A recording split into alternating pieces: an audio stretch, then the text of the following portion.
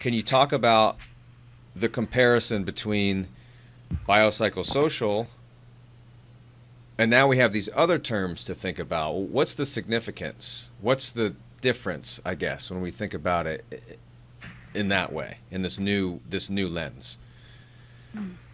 Yeah, I think each of the E's have a huge theoretical base, right? Which I think that's what adds the value, right?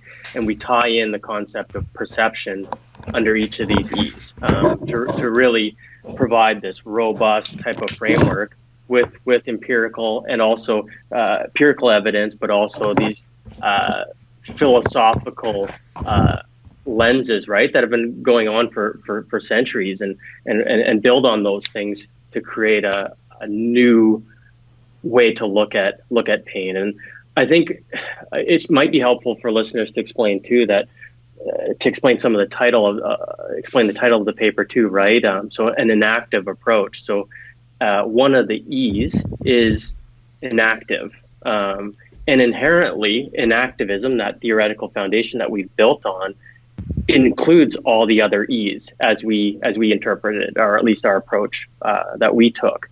So really, it's not as much, oh yeah, all these separate 5 E's. We could just easily just say enactivism, and inherently that includes things like embodiment, which is another E, embeddedness, another E, emotive, and also extended, which is a bit more radical compared to maybe some of the other E's. So it's just framed in the way that it is, I think, because it makes it easier to start to explain all these theoretical underpinnings. But really what we can do is collapse it all under the umbrella of enactivism.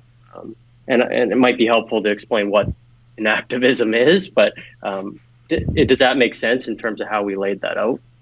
Yes.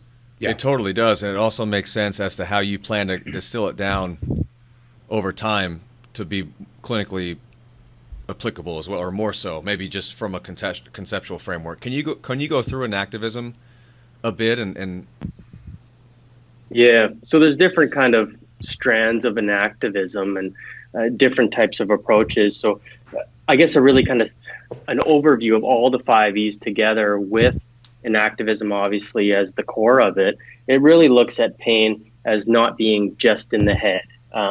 It actually involves a body with a brain, and that body and brain, that person, is always situated or coupled to an environment, which always comes into play when it comes to pain or other types of perceptions. So I think it really is just, if we distill it down in simple terms like that, this kind of coupling between brain, body, world, and how the mind, as people commonly refer to it, is actually in the life, the dynamics of these 3 things coupling together.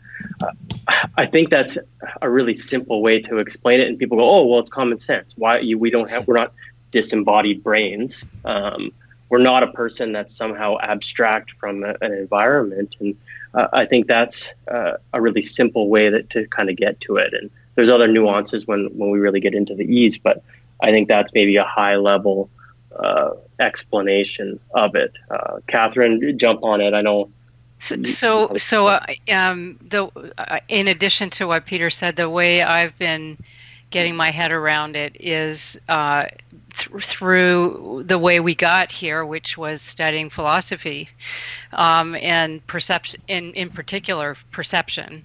And movement and perception work from a philosophic lens, and so the writings that we have kind of troubled through, I fell in love with a couple of philosophers along the way. They turn it upside down from us, this sort of very pragmatic thinking of joints and muscles and action and response. They look at it from the experience, right?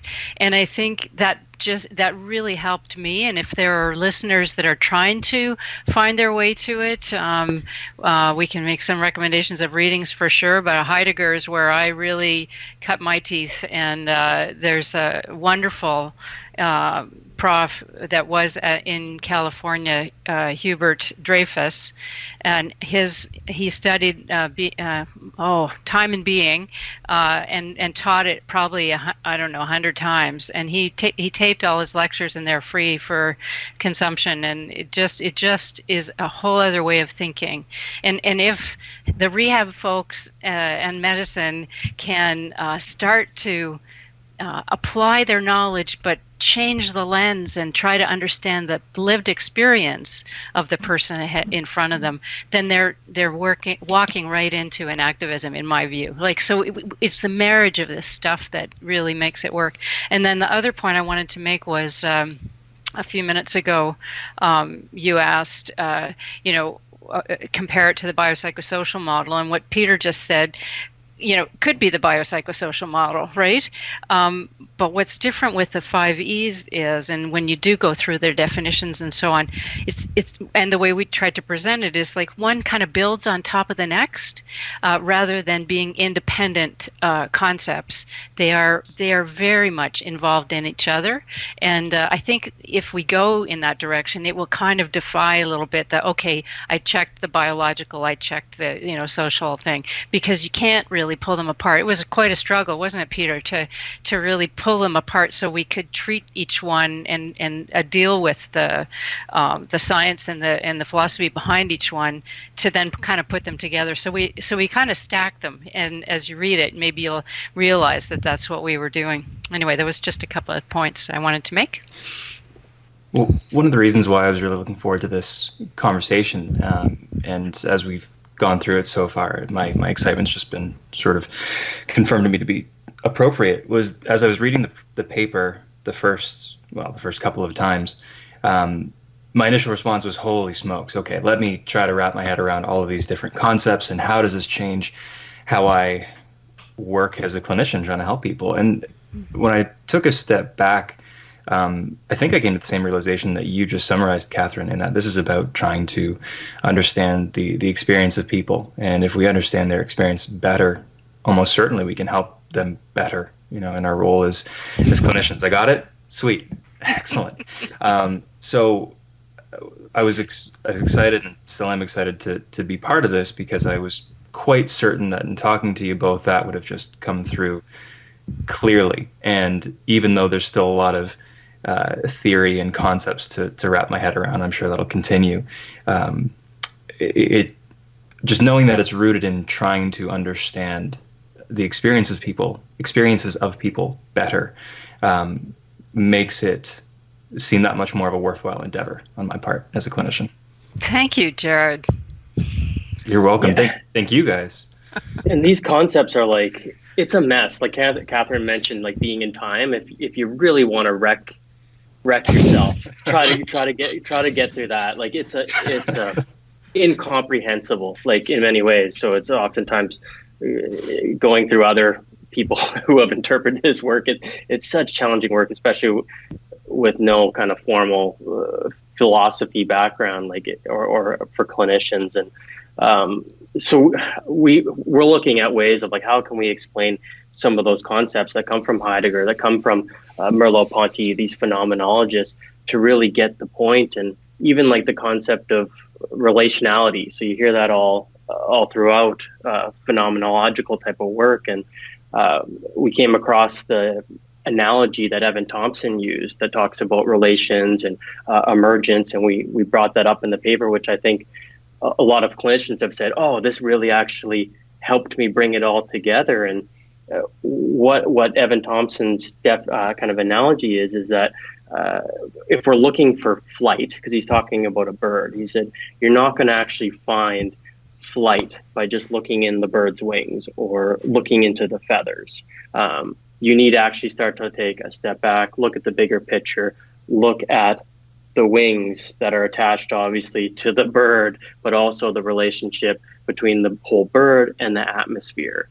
And we adapt that for pain to say it's the same thing. The unit explanation, you're not going to find the essence of pain in the brain or just in the back. And it's not that these things aren't important. They are very important. They're a piece of the puzzle. But we have to look at the brain, the back, the full embodied person, and their relationship with the environment to really understand pain in I think a more meaningful way. And I think that's a way to start to tap into all these E's without actually really saying them explicitly. Well, you stole what I was going to bring up because I'm a power lifter and I like simple things.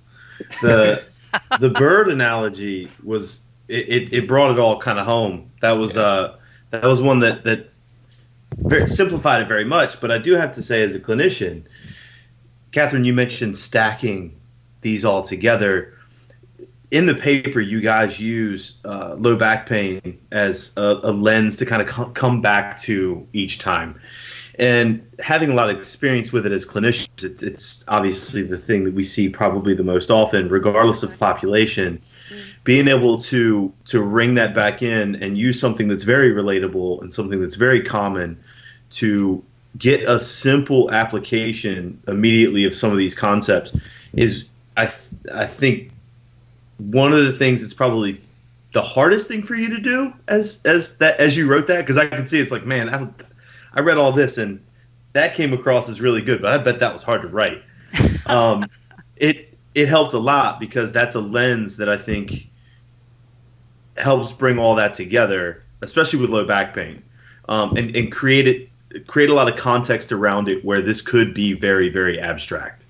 Mm-hmm. And that's, I think, one of the things why we would implore people to read this so much is because you can get out of the abstract and get some actual context to what's going on and chew on it a little bit.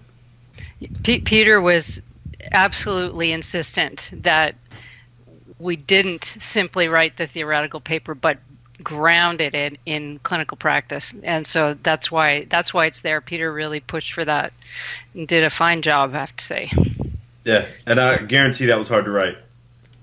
Oh yeah, we had a few drafts. Yeah.